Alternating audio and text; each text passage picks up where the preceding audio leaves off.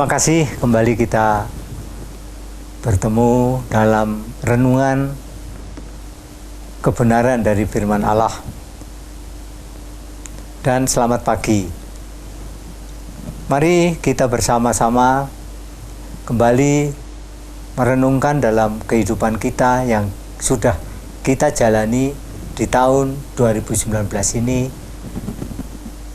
Hendaklah kita menjadi satu pribadi, yaitu sebagai pengelola kehidupan terhadap diri kita, keluarga kita dengan benar. Memang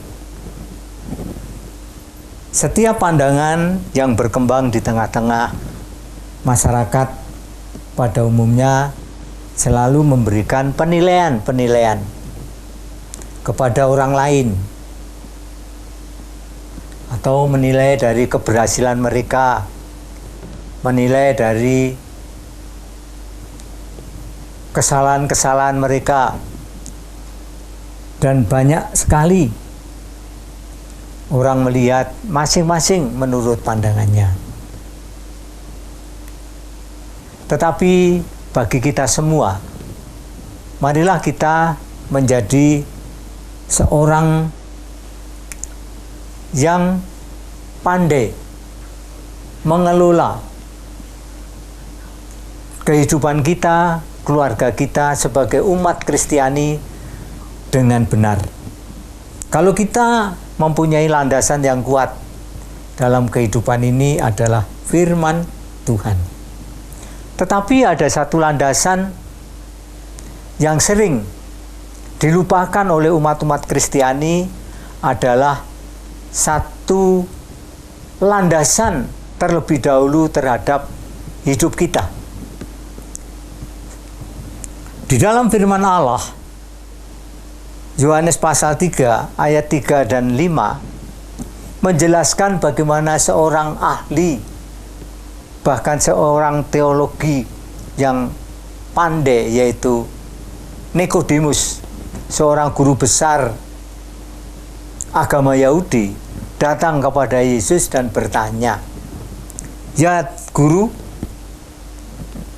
bagaimanakah supaya kami bisa masuk kerajaan surga?"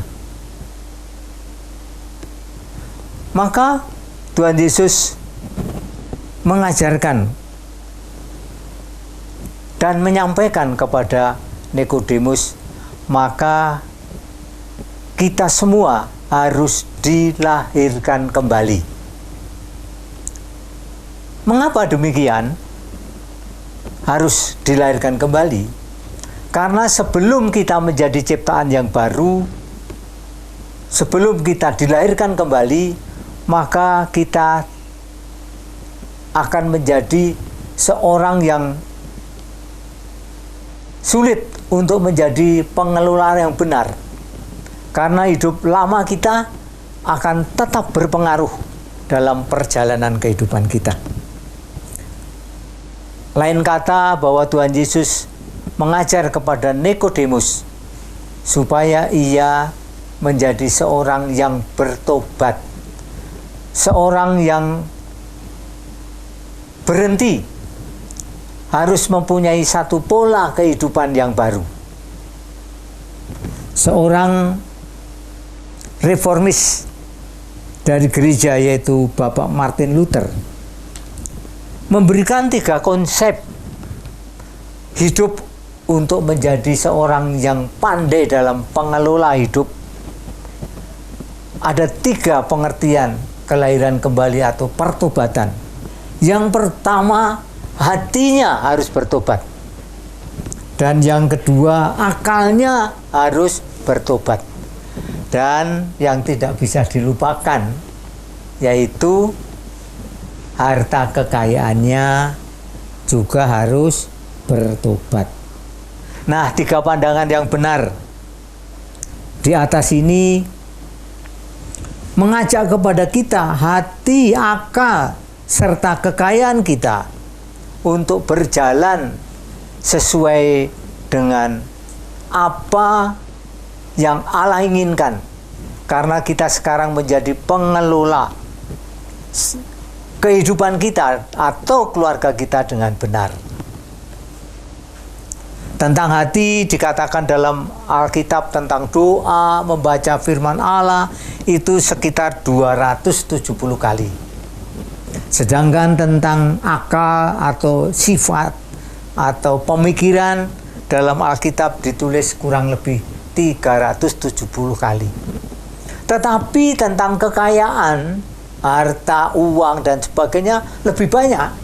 Ada kurang lebih 2000 kali. Artinya ketiga bagian ini sangatlah penting untuk bisa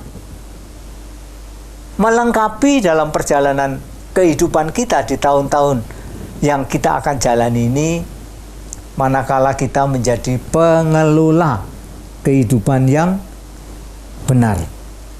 Di dalam kitab Amsal Sulaiman pasal 3 ayat 9 dan 10 ada 3 langkah sebagai pengelola dalam kehidupan kita. 3 langkah yang sangat penting adalah: pertama, muliakanlah Tuhan. Muliakanlah Tuhan dengan akal, hati, dan harta kita. Yang kedua, kita harus melakukan, mentaati, melakukan kebenaran-kebenaran Allah dengan harta, akal, dan hati kita sesuai dengan Tuhan. Dan yang ketiga, tindakan kita sebagai umat Tuhan yang telah dipilih oleh Allah untuk berjalan dalam kebenaran Tuhan. Artinya, kalau kita menjadi pengelola yang benar, mempunyai satu kepastian bahwa hidup kita akan berhasil. Kesimpulannya dengan jelas di dalam Roma pasal 12 ayat 3. Supaya kita menjadi seorang yang ada dalam kebenaran. Mari kita baca Roma. Kitab Roma pasal yang ke-12. Roma pasal 12 ayat yang ketiga. Karena itu aku mau meyakinkan kamu bahwa tidak ada seorang pun yang berkata-kata oleh Roh Allah dapat berkata, terkutuklah Yesus, dan tidak ada seorang pun yang dapat mengaku Yesus adalah Tuhan selain oleh Roh itu. Artinya kita hidup sebagai pengelola karena kita percaya pada Yesus Kristus Tuhan. Demikianlah renungan pada hari ini untuk memberikan siraman rohani yang kuat agar kita menjadi pengelola yang benar. Kita tundukkan kepala dan kita berdoa. Tuhan, terima kasih bahwa Engkaulah Tuhan yang bisa melatih kami, menuntun kami agar kami menjadi pengelola kehidupan kami dengan pola hidup yang benar, karena kami percaya kepada Tuhan Yesus Kristus. Haleluya. Amin.